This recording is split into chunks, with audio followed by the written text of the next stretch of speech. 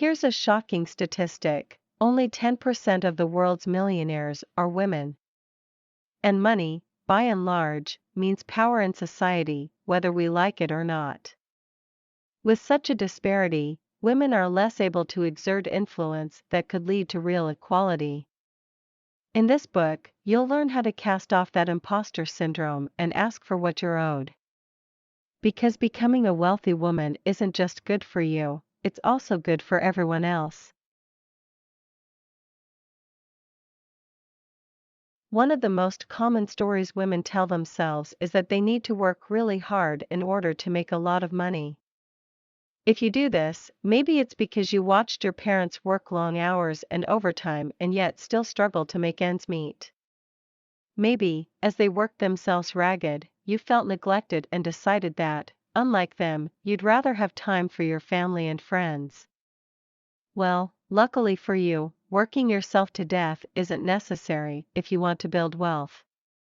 In fact, the very rich let their money work for them instead. How? They invest in the stock market, index funds, and real estate, then sit back and earn money while they sleep. You can do exactly the same. You might think that becoming wealthy is out of your reach, because, historically, it has been. As the author points out, for millennia, powerful white men essentially made women bystanders when it came to money, and much more. The hard truth is that women have only had 50 or so years of being able to do things that men have taken for granted. Without access to bank accounts, credit, loans, and mortgages, they've been unable to build generational wealth in the way that powerful white men have. Until recently, they were denied all the tools that allow people to maximize their earnings and savings. You might find all of this depressing, or worse, demotivating. That's understandable. But don't be too hard on yourself if you feel powerless. While men have had the power to accumulate wealth for thousands of years, women have had only a half a century or so to catch up. But in that time, women have already become millionaires, billionaires, and presidential candidates. With that happy thought in mind, start on the path to enriching yourself and setting yourself free. Imagine two different women. One of them has a great job, a loving partner, kids, and a nice home, but she's always broke. The other also has a great job, partner, kids, and home, and she's wealthy. Really wealthy, in fact. What's the difference between them? To answer that question, let's take a closer look at how they live their lives. At home, the first woman, the one who's always broke, asks little of her partner. She drives the kids to school and everywhere else, walks the dog in the morning, and cooks a wonderful meal each night for the family. At work, she's afraid to ask her boss for the raise that she deserves. So she lets her boss give her more and more work without getting anything in return. The second woman, who's wealthy, shares duties with her partner equally. Both run their kids around, take turns walking the dog, and cook an equal amount of meals. At work, she knows what a great job she does, and she negotiates for raises and promotions. She sets clear boundaries and never lets her boss give her more work than she's paid to do. It's only when women carve out space for themselves like this that they can achieve their full potential and begin to accrue real wealth. Women run themselves into the ground picking up the slack for their partners, children, loved ones, and friends. Then, at the end of the day, they have no time to pursue their own dreams and goals. This doesn't just happen at home, either.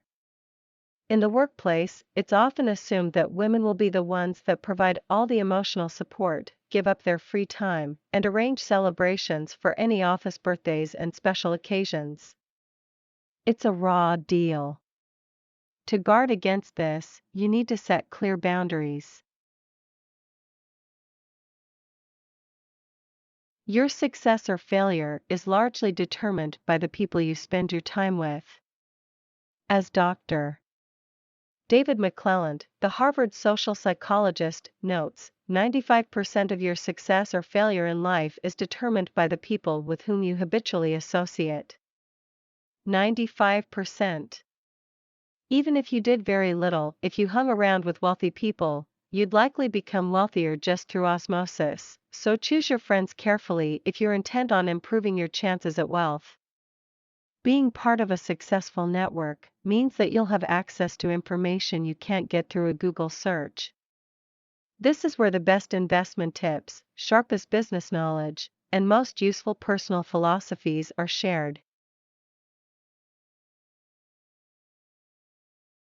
Ever hear a negative little voice in your head?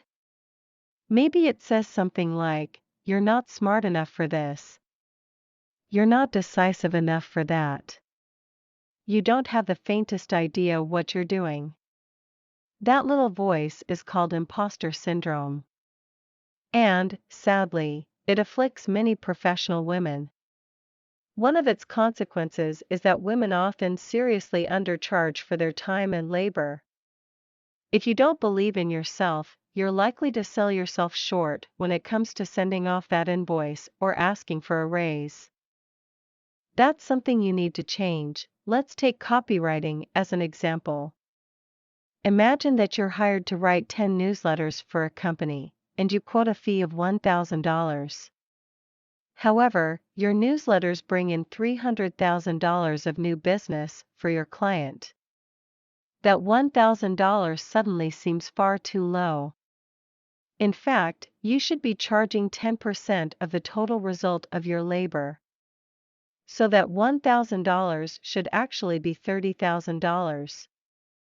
That's a fair price for all the expertise and value you bring your client. This works for employees. 2. When you're asking for a raise, point out the value you bring your employer. Even if you can't negotiate a full 10% of the total result of your labor, push for a higher wage. And if that's refused, look for another job that pays significantly more. Whatever you do, don't settle. When you've achieved financial success, you'll flourish in ways you might not be able to predict. You'll have more of that precious resource, time.